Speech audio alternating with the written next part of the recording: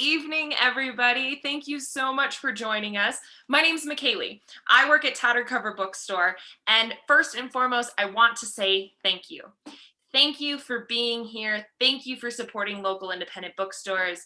This is amazing to have this virtual community, that we can come to, even though when we all can't be together in a physical community space like our bookstore is known for. Being able to be here virtually is incredible, and it's the fact that we're able to bring authors and poets and artists alike is because of your continued support, not just this last year during the pandemic, but the last 50 years, which is how long Tattered Cover's been around. We're celebrating our 50th anniversary in 2021, which is amazing for an independent bookstore.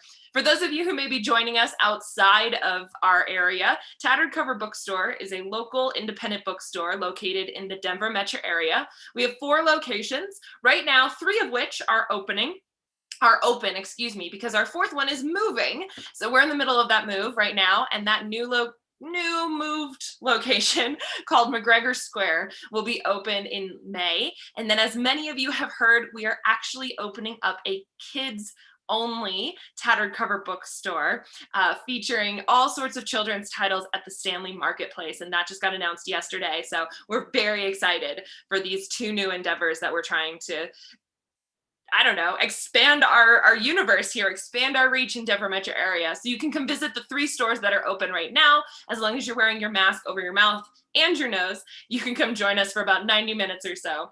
Or if you're not in the area, or you just don't want to leave your house or get out of your PJs, you can always shop online at tatteredcover.com. Also on tatteredcover.com is our events calendar. We have Young Pueblo, who is a poet that is coming later this month, as it is Poetry Month here, and he's going to be joining us virtually on Thursday, April 29th. So keep an eye out for that event, as well as plenty of others that we have. I'm booking them all the way out till June, everybody. You can register as early as then, as well as our new book clubs. So if you're interested in joining any virtual book clubs, you can look those up on our website as well. Closed captioning is enabled for those who might need it. There's a black bar down at the bottom of your screen with a button labeled CC on it. Click that button and closed captioning is enabled for those who want it or need it. And now it's my honor tonight to introduce our poets that we have here. We have poet and translator Sydney Wade and Peter Filkins, who's another poet as well. I'm gonna read their bios for you here to introduce them and their new works. Poet and translator Sydney Wade is a professor emerita, of creative writing at the University of Florida. She is the author of 7 collections of poetry: Bird Book, Straights and Narrows, Strokes, Celestial Bodies, Empty Sleeves, Green, and From Istanbul. And we are going to be hearing from a variety of poems from her tonight. And we also are having Peter Filkins. His new book of poems, Water/Music, is published by Johns Hopkins UP. His previous collection, The View We're Granted, received the Best Book Award from the New England Poetry Club. His poems, reviews, essays, and translations have appeared in Poetry, The American Scholar, Paris Review, Southwest Review, LA Times Book Review, and the New York Times Book Review. He teaches writing and literature at Bard College at Simon's Rock and translation at Bard's College main campus. And it is my honor to welcome both Sydney Wade and Peter Filkins tonight. And so we're gonna have them turn on their cameras and their microphones here to join me. Here we go. Perfect. There they are, there's Sydney. Oh, we lost Peter, there he goes. There we go. Back there again. He is. Hello. Thank you both for being here this evening. Thank you, McKaylee. It's delightful to be here. Yeah. A delight to be at Tattered Cover Bookstore. Thank you, McKaylee. Yes, absolutely. While we are all not physically here, we are so happy that you're here virtually. And we get the wonderful treat of actually hearing both of you read pieces of your work. We're very excited for that. And Sydney, you're going to be kicking us off. And then after a couple of works from her, we'll be hearing from Peter. And then after that, the 2 poets will once again come together and we will talk together as a collective, answering your questions from the audience. Some of you have already been active in the chat that's next to the screen you're watching us on, and that'll be where you ask questions. So Sydney, if you'd like, I would love to turn the stage, I guess, over to you. Thank you so much, McKaylee. And Must admit, you That's my bad. I accidentally muted Sydney when I meant to mute Peter. That is my fault. I'm so sorry. Sydney, if you'd like to start over. Am I unmuted now? No, you're good. You're good to Okay. go. Okay, good. Thank you. Thank you, Michaeli. And thank you, Tattered Cover. We love independent bookstores, and we're just delighted to be with Tattered Cover and wish you the best of success. Thank you, Peter, for inviting me to join you on this on this reading. It's a great pleasure. I'm going to start with a poem called Skin. Skin, the living bag we live in, unfurred, unfeathered, bare to the air, crusted and weathered by time, by fear, first to parse the grammar of lust or wasting, sack of blood and fluid, when breached will flood or weep. As mother's legs wept, she lay naked, shaved, bedbound and drowning in her body's watery conjugations of the verb to die. She declined in spirit. She swelled in form, betrayed by the welter of assaults on her frame. She called on God to come and get her great beached weight. She prayed, her dear eyes wrecked, confounded by the grave declensions of earthbound flesh. I'm starting on kind of a desperate note, but things will get better, I promise. This is also kind of grim. Seeing the ophthalmologist. We are here to shed light on our condition. My pupils dilate. We are here to brighten the interior of the eye, to map the macula. We are here to enlighten dark spots in the tissue, dimples in the web. We are here to measure the growing cataract, to assess approaching disaster. More light, more light. We are here to arrive at clarity, to inspect interstitial ashes. Year by year, our charts thicken. The heavy man beside me wheezes, his bulk straining the wicker of his chair. We are here to probe the shadows as we observe flashes of light on the fringes of vision. Here, my chin rests on the frame of the cutting-edge instrument whose small breeze is a spider kissing my wide-open eye. I lived for a couple of years in Turkey and spent a lot of time traveling through that marvelous country. And one of the most memorable places I visited is called Termessos. It's an ancient city that was built so high up in the southern mountains of Turkey that Alexander the Great, when he conquered every land east of Greece, decided not to bother with it because it was too high up. But the people somehow had managed to build these incredible stone structures, very sophisticated. It's now in ruins because there have been earthquakes for centuries and centuries, but it's a very moving place. And translation was on my mind when I was writing this poem. It's called Termessos. From ashlar blocks, cool to the hand, from the passionately accurate spaces between them, from cisterns brimming with desiccated comment, from the herd but invisible snake in the brush, rise the word walls of a ruined city. Wait, they seem to be saying, wait. They have waited through mountainous declensions of time, through bronze panels of sunlight that transfigure the fall, and lisping snows and the engorgements of spring. Wait, they say, in the dialect of stones that converse with surge and the moving earth. There is work to be done. There are cores to mine. There is a future here of geometrical purity if you just take the time to analyze the lines and to scrape and examine the speech-pocked friezes. Wait, they repeat, and I navigate a cleft with the feet and the heart and the desire to believe in this stone-born imperative and its constellations of lichen that testify there is no last diminishing, there is only the organic work of translation. I'm reading the next poem, which is called Blood Moon, because I heard Peter give a virtual reading about a month ago. And either you have a poem that's entitled that, or it's essential to the poem. And I thought maybe these poems would rhyme. I don't know if you're going to read that one, but I thought I would read this one in tribute to yours. Blood Moon. A tree molts red leaves, last meets of the pale-eyed year. A cardinal regards the rim and abides on the shedding limb.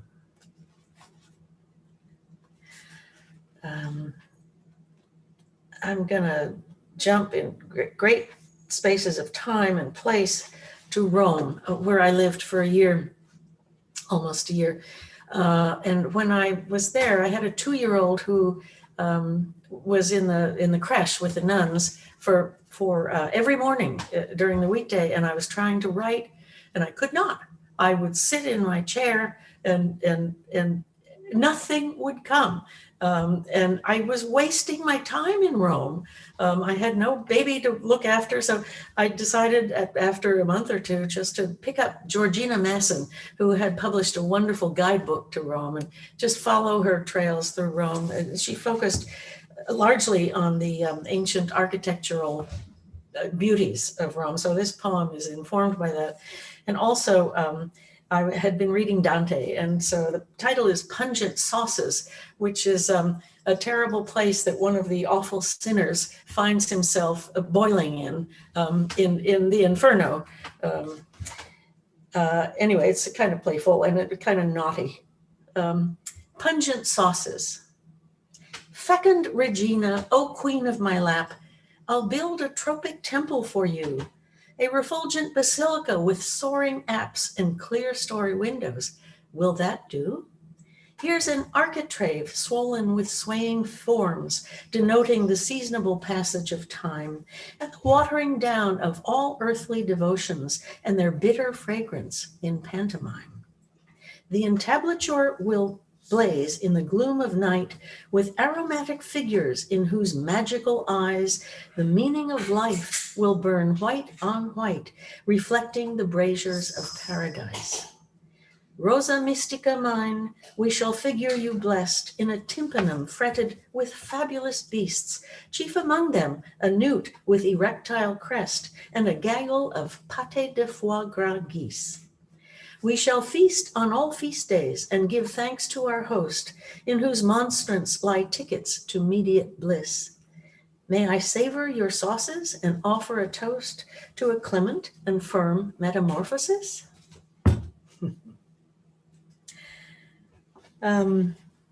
Speaking about food, when my daughter, one of my youngest daughter was in middle school, she came home with the instruction to bake for the class a Mexican dessert. And so what we decided was an orange cake. And what this involved was peeling the zest from an entire orange, and I guess using other oranges to make juice. But we left the peeled orange, the zested orange on the counter for next morning's breakfast. And when I came down and saw that naked little thing, I felt intensely sorry for it. And so it inspired this poem, which is a very silly kind of a form. I call it a monosonnet. It's a 14-line poem with one word on each line. So, pity the poor orange. Bald white orb on the table rests, its veined membrane exposed, flayed for zest. Okay, for a while when I worked at the University of Florida, I shared an office with Michael Hoffman, the great translator and wonderful British poet. And at some point I walked into the office and he came out and said, "Sydney, you have to see this."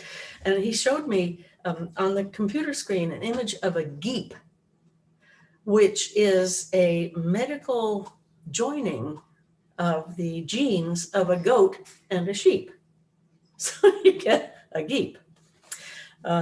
Yeah, it's pretty weird. And so the poem is called Geep. And if you know Frost's incredible essay, The Figure a Poem Makes, you will hear the wholesale theft that I've occasioned on that, from that wonderful essay. Geep. The music of the sleepy day was ravagingly dull until Michael reeled up a geep from the depths of his considerable intelligence. A geep, a wonky blend of goat and sheep, a medical medley, genetic fugue they call chimera, another wholly enthralling sound we found when Googling geep, whose enharmonic bleating in the end rings oh so sad. The photo on the screen reveals a downcast baby creature, neither here nor there. Two bold and mordant sets of chromosomes whistling fortissimo through its patchwork hide, a botched up map of silken hair and woolly yellow fur, its forlorn droopy ears a study in radical embarrassment. I feel profoundly sorry for this border folly, this lonely little instrument of the ever-expanding notion of what's possible. But then I see we're kin, the little geep and me. We're marginal ephemera, intoning low invisible messages at the edges of the known to who knows whom, the difference between us a matter of degree. The poet, of course, a hybrid creature of transport and remorse, an overreacher in semaphore who knows that sound's the gold in the ore, whose pleasure ground is linguistic welter that rides like ice on its own melting to paradise or to a stranger land we don't yet understand. I became really interested in birds and birding about 11 or 12 years ago. And so for a long period of time, I wrote poems about nothing else but birds. And this is one of my favorite birds. It's called the burrowing owl. Very odd, this little cloud in trousers in the sandy fortress favored by prairie dog and gopher tortoise. On the ground at the mouth hole, he scouts around with sibylline yellow eyes and then, owl-wise, decides to clean house. He dives down and soon great clouds of smudge come flying out, his home now clean as a bone. A diurnal owl, he's upside down and inside out, at ease not in trees but underground, where his mate broods on her 8 fragile moons in an immaculate burrow whose contours are lined with cow manure. I'll allow myself a political poem that was written in my outrage the very first time that George Bush was not elected. And it just struck me that the division of the country, absolute division, half and half, it was very reminiscent of many stroke patients whose one side will not speak to the other. And this is a sonnet. I write peculiar sonnets. This one is rhymed A, B, C, D, E, F, G, so you can't hear the rhymes, but they're there. No comfort to be had. I suppose this is, I didn't feel that after this past election, but, certainly after Trump's election, I felt this poem was immortal. But I guess that people on the other side, will probably find comfort in this at some point or another. No comfort to be had. After it happened, the blood pressure soared.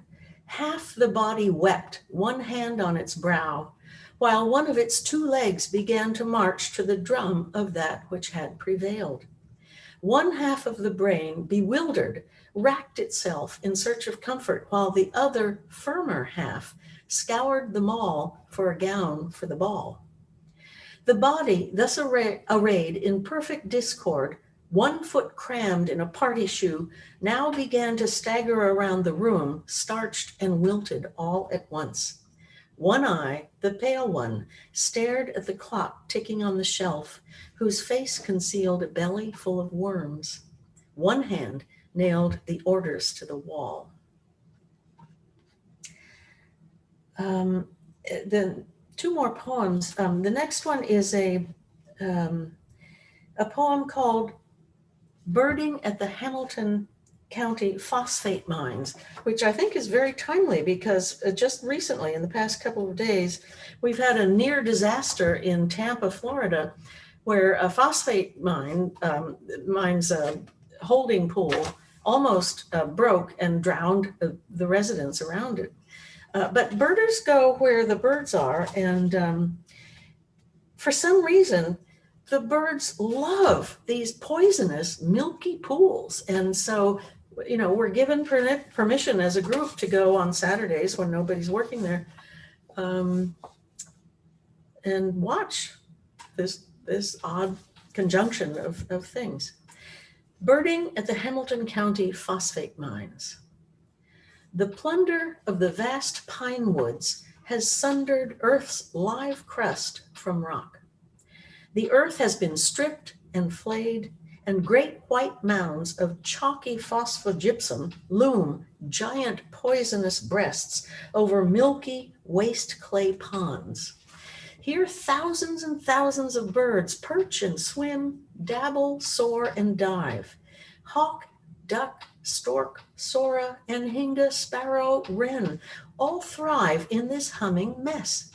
Sorrow yields to dubious wonder at the fecund, blousy zen.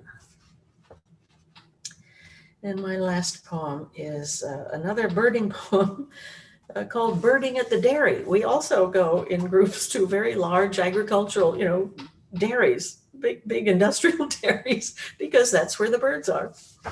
Birding at the Dairy.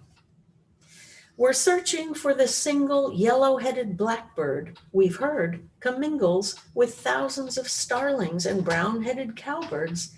When the many-headed body arises and undulates, a sudden congress of wings in a maneuvering wave that veers and wheels, a fleet and schooling swarm in synchronous alarm, a bloom radiating in ribbons, in sheets, in waterfall, a murmuration of birds that turns liquid in air, that whooshes like waves on the shore, or the breath of a great seething prayer.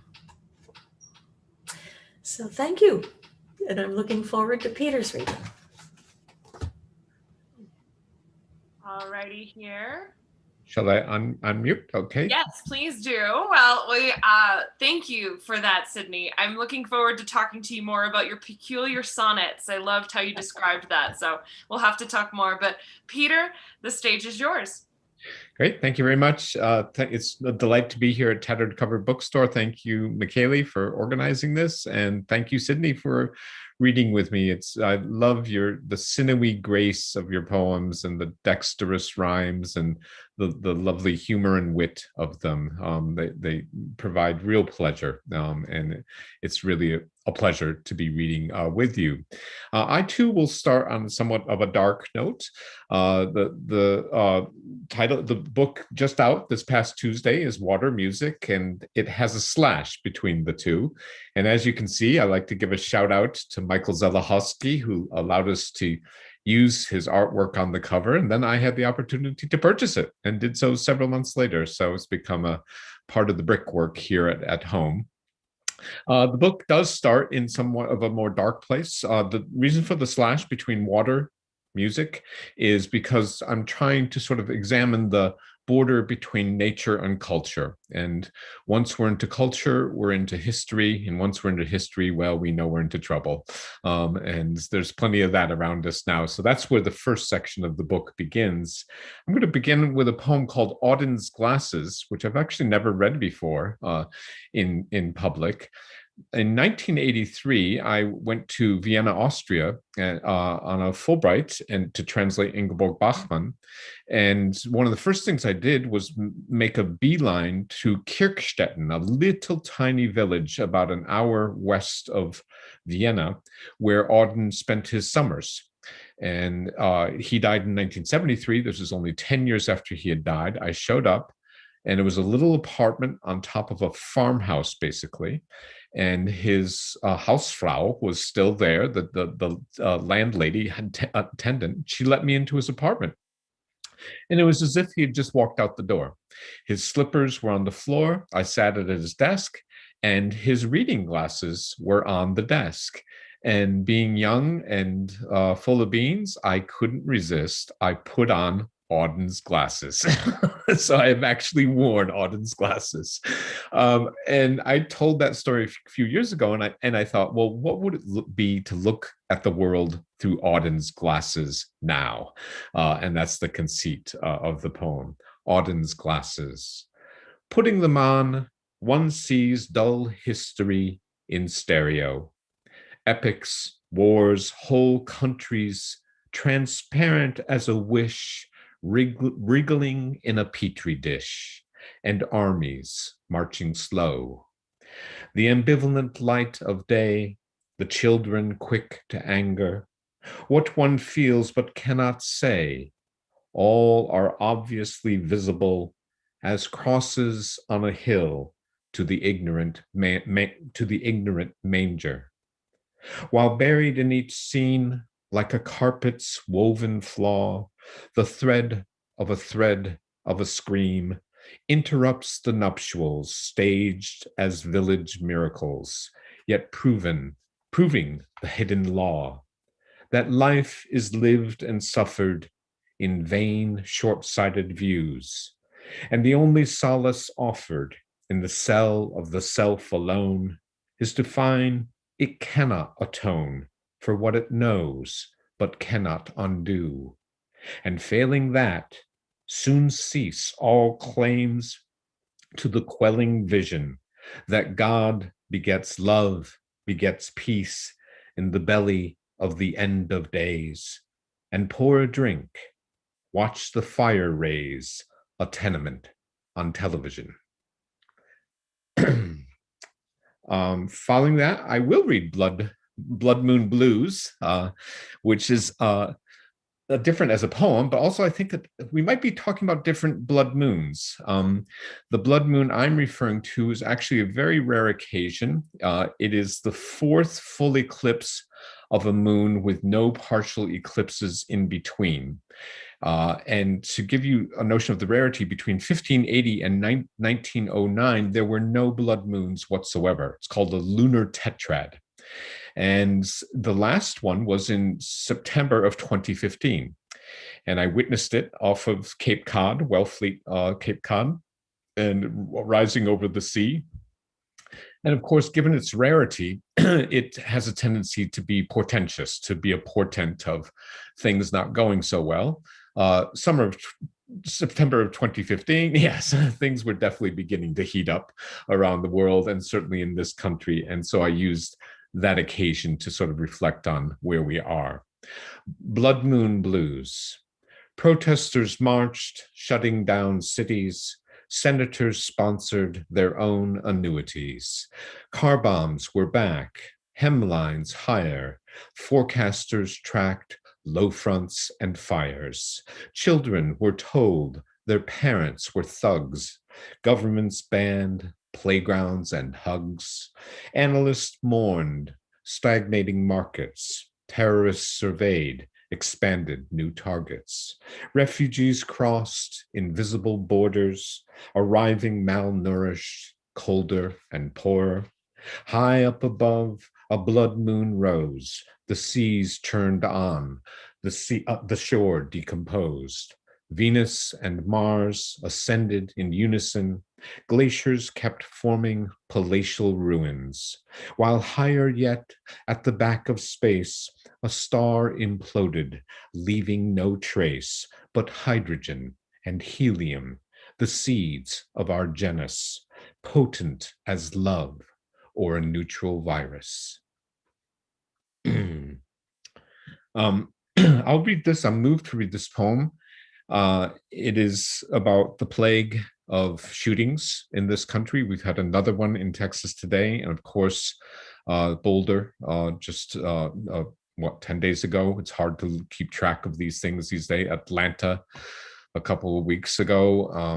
And this one is specifically about Sandy Hook, and which I just, as we all did, found so devastating. And I think the poem is also about how nothing changes. We know the same rhetoric, we know the story, we know what the headlines are going to say, we know what the politicians are going to say, we know what the gun advocates are going to say, and it's the same story over and over and over again. Down the road from me is a road whose name is Nobody's Road. And I've always wanted to use that in a poem. And this seemed the right place to use that. So that's the title of the poem, Nobody's Road. Nobody knows what troubled the kid. Nobody even knew where he lived. Nobody remembers hearing a thing. Nobody considered inquiring. Nobody thought to call the police. Nobody worried it would come to this. Nobody can say how he got inside. Nobody knows yet how many died. Nobody can think of just what to do. Nobody can help but feel deja vu. Nobody agrees how to prevent it. Nobody wants their rights suspended. Nobody can fathom the depth of such grief. Nobody is sure what to believe. Nobody can undo what has been done. Nobody is watching the neighbor's son. You can't live there forever in poetry. You got to move towards the light. And that's really what I try to do in this book.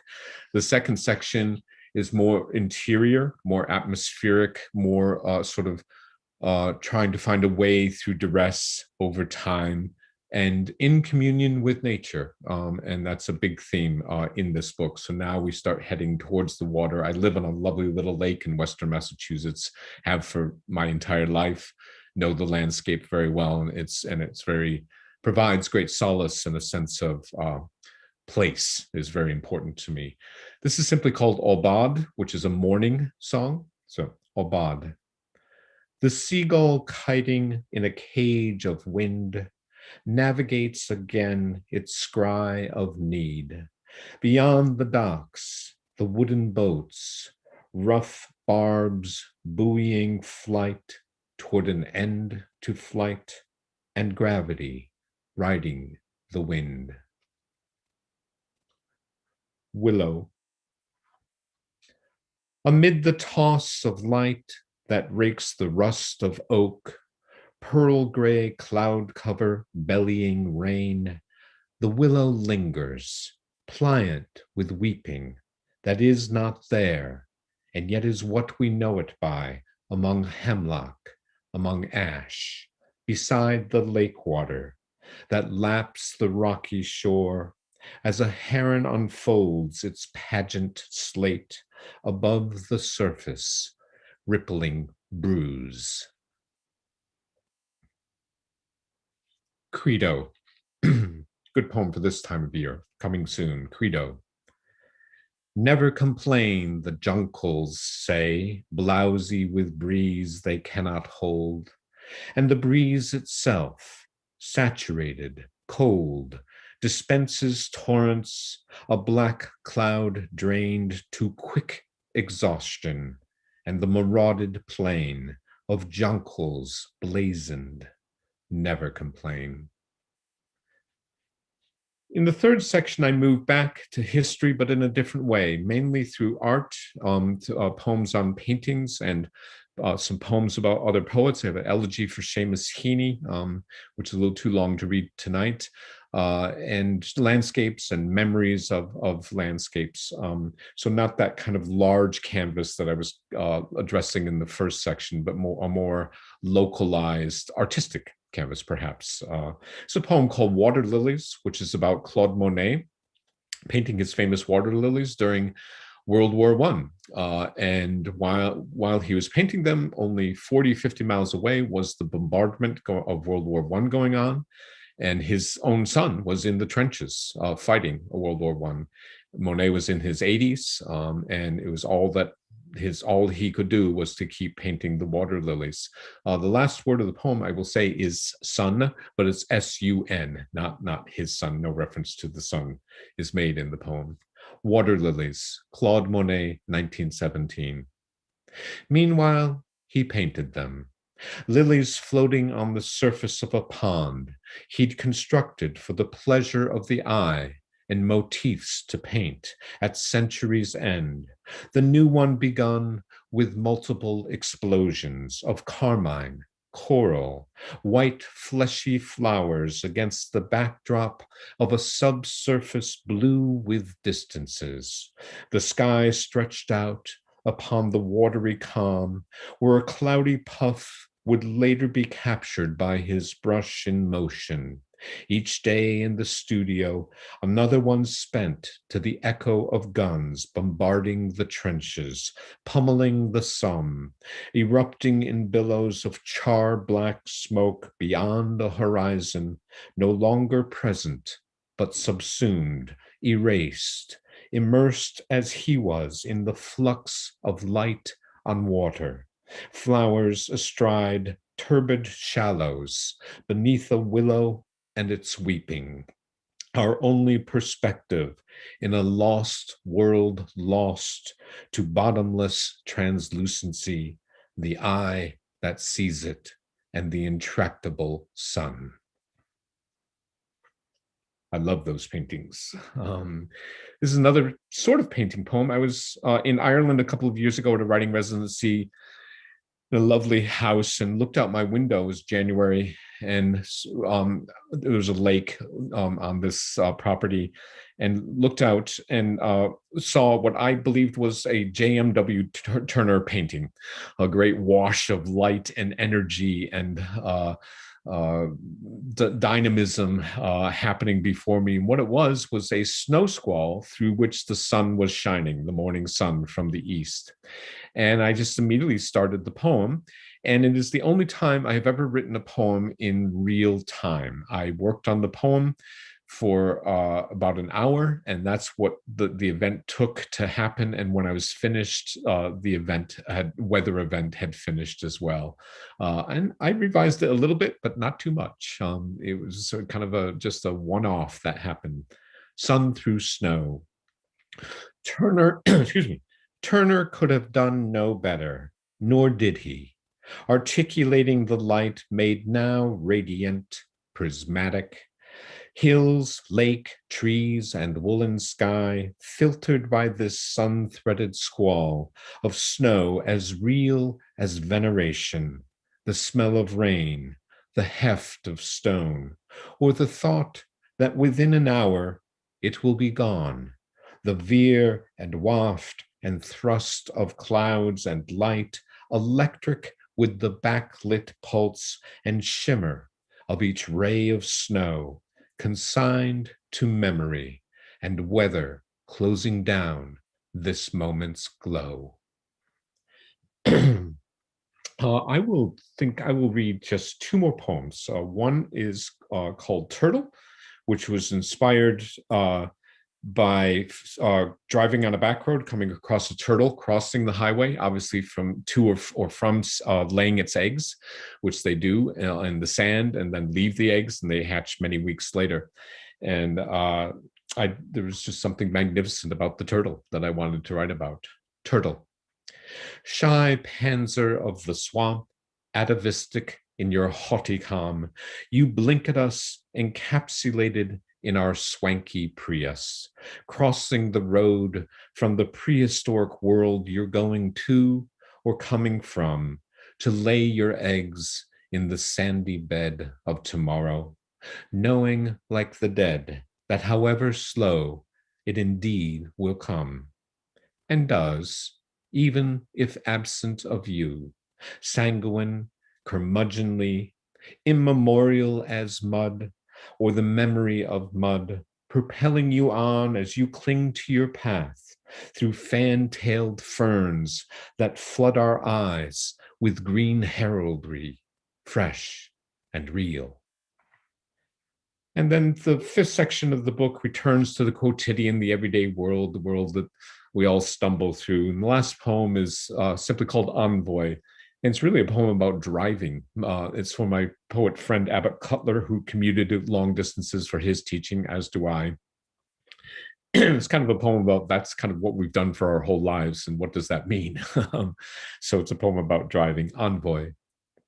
A burl of light on a pane glass window, cold drizzle, wet snow, eruptive weather.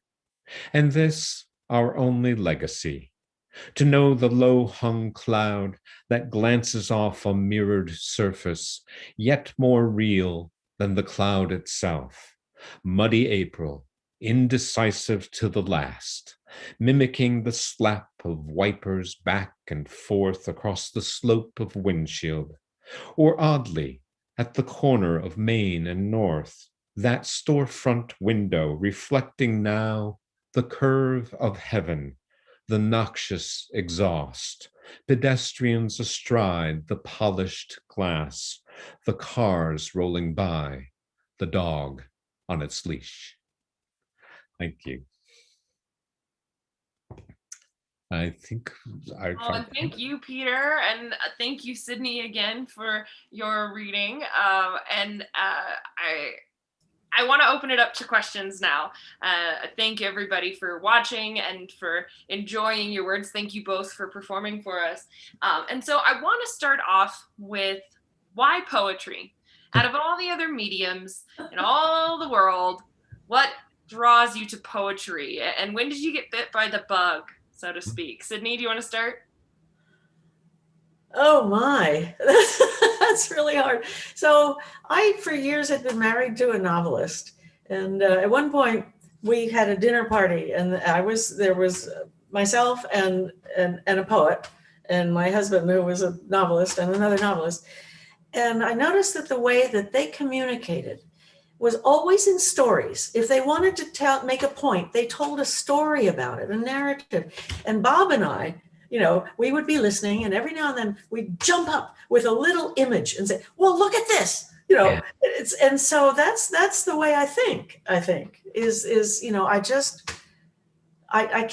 so what I so admire about Peter is that he incorporates large swaths of history and culture in his poems. I tend to be much more specifically focused on, the image and what's happening. I mean, I do, refer every now and then to history, but no, my mind works in the present moment, on the image.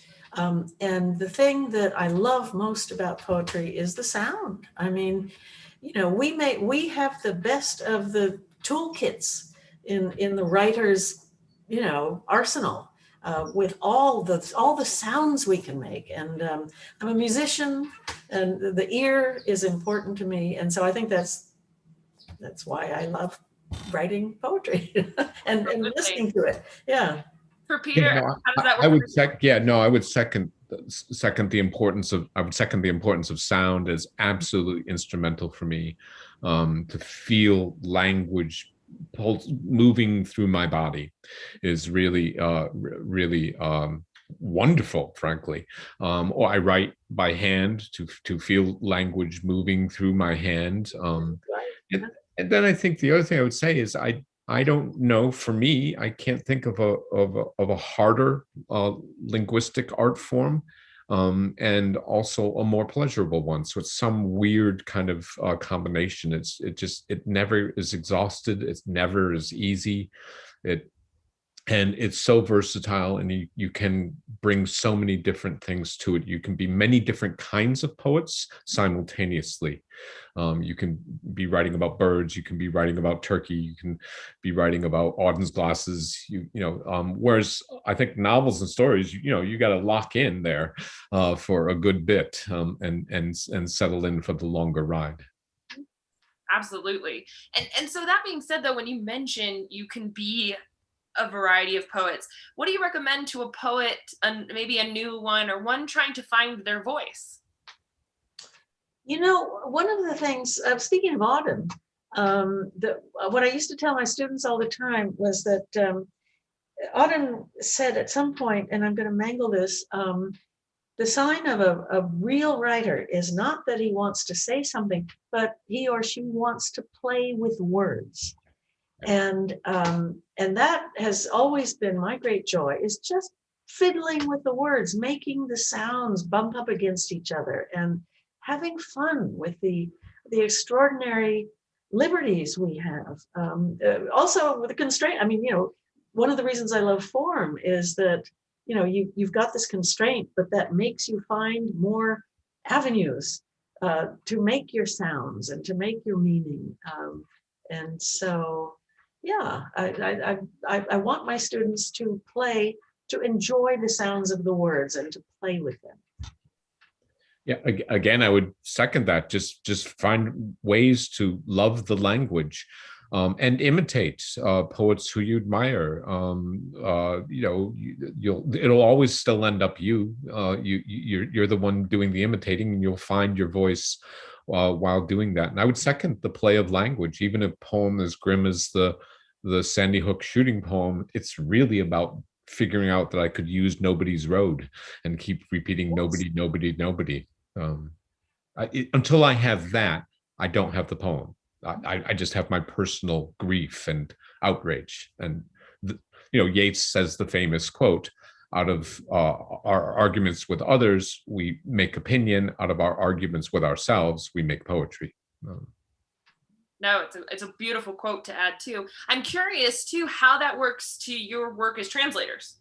When you're talking about sound and fiddling with words, do you feel restrained when trying to translate a text, or do you just still get to play a little bit between the two languages? I think both. But the first thing I would say is what translation has given to me has expanded my flexibility as a writer in English.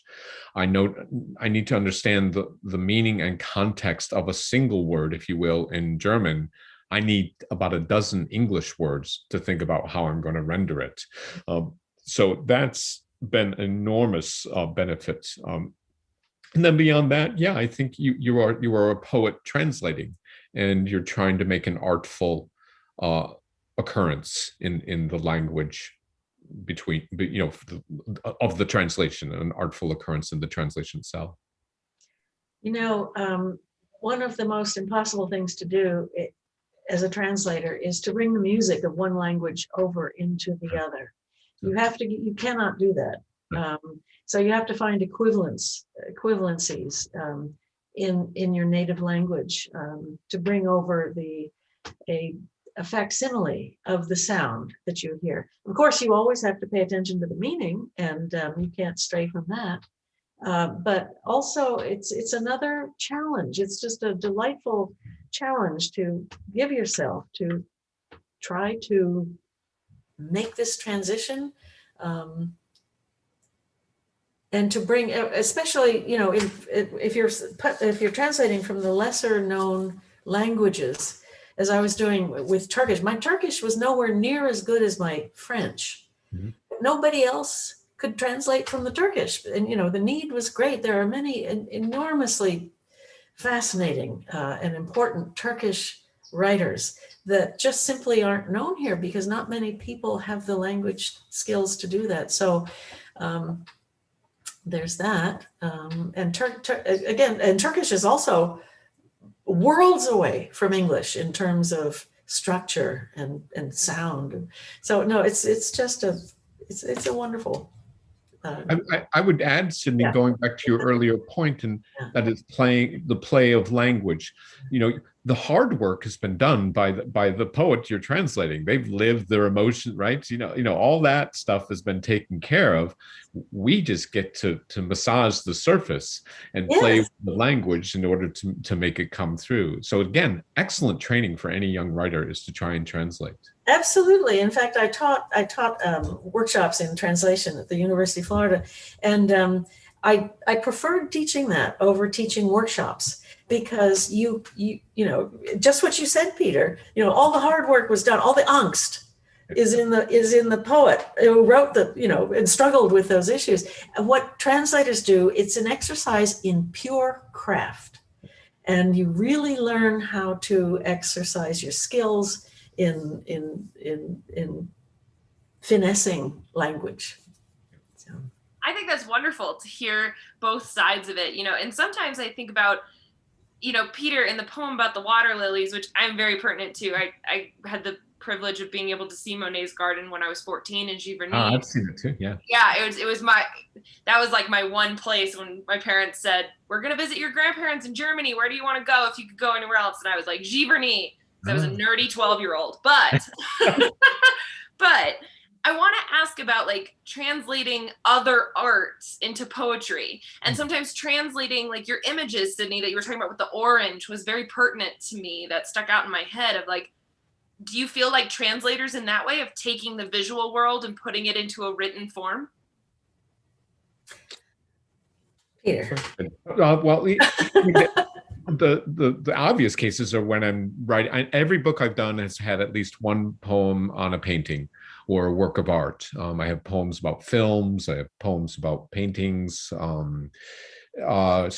Poems about Chekhov's stories, things like that. So but then secondly, a poem about nature. You're trying to do that. It's in language. There's the slash between water, music. Language is always the lens that we are addressing reality. There's no way out, and so it's language is the scrim, and it just happens to be different things that are coming through the scrim to make the poem. Mm-hmm. Do you feel that way too, Sydney? Oh, absolutely. What you want to do is translate the language of the natural world, I would say, which comes in many different dialects. While I don't myself write many ekphrastic poems, I admire them immensely. And in fact, I used to teach. I would when I was teaching my undergraduates, I would vary my classrooms. One semester it would be in the Museum of Natural History classroom, and this next semester it would be in the art museum classrooms. And during the break, I would have them go out and write about. They were required to write about what they saw in the museums, which made them write about other things than their friends' romantic difficulties or their own, and just look at the great world of possibilities. I mean, it's an amazing thing to write a poem about a centipede. If you just look at it carefully enough, there's material there that will just fill volumes and inspire your imagination. And I always loved taking the students' focus away from themselves. Yes. Yeah. I think that's beautiful and wonderfully important as well for poets and artists of any kind, of taking it outside of your own personal experience or observing something through your personal lens, but trying to witness it outside of yourself. That's wonderful to talk about. So before we end tonight, I want to ask you both, what's next? What do you want to pitch or advertise or talk about? Anything that you're excited for that's up and coming in your projects? Sydney? Peter has a whole bunch of wonderful readings set up because his book was just published. It's very exciting. My book was published. You didn't mention this when you introduced me, Michaela. Yes, of course. This is the book we're talking about. Yeah, that's okay. But Peter has a lot of things scheduled, and they're all worth looking for. He's reading with fabulous poets, by the way. He set up this reading tour very, very intelligently, and he's reading with very fine poets. So it's going to be a pleasure. Well, and you are one of them, Sydney, and we'll be reading again together. But it was a strange opportunity that happened in the middle of the pandemic, because Yes. I mean, I would never be able to do this, travel to all these stores. And there were so many books that came out at the beginning of the pandemic, like Sydney's, quite frankly. Sydney and I are publishing housemates. Hers is Johns Hopkins University Press too. The last book of poetry right before mine. So it was a way to combine with other folks who the pandemic had affected, and frankly, when you partner with other poets, it increases the audience and it's more fun, it's just nice to be reading with a lot of wonderful writers and friends. So. Well, we were happy to be a spot on that tour. Thank you, Sydney, and thank you, Peter, for this lovely reading tonight and this beautiful insight into language and poetry as you see it. So thank you both for that. I want to give you each an opportunity to remind people who you are, where they can find you online, and anything else you want to say this evening before we close out. Sydney, you want to kick us off here? Oh, I'm Sydney Wade at sydneywade.com, but I pay no attention to my website, so I'm afraid there's not going to be much new on that. I've got pictures of birds on it. I'm Peter Filkins at peterfilkins.com. And in fact, the future readings are all laid out there with links for registration links and things like that. So you can find more about the book and other things I'm doing under the events page. Wonderful. And you can get Water Music by Peter Filkins and Deep Gossip by Sydney Wade at tatteredcover.com. We thank you all for supporting local independent bookstores and local businesses in general. For some of you mountain folk out there, it's dinner time, so you might think about ordering from a local mom and pop restaurant.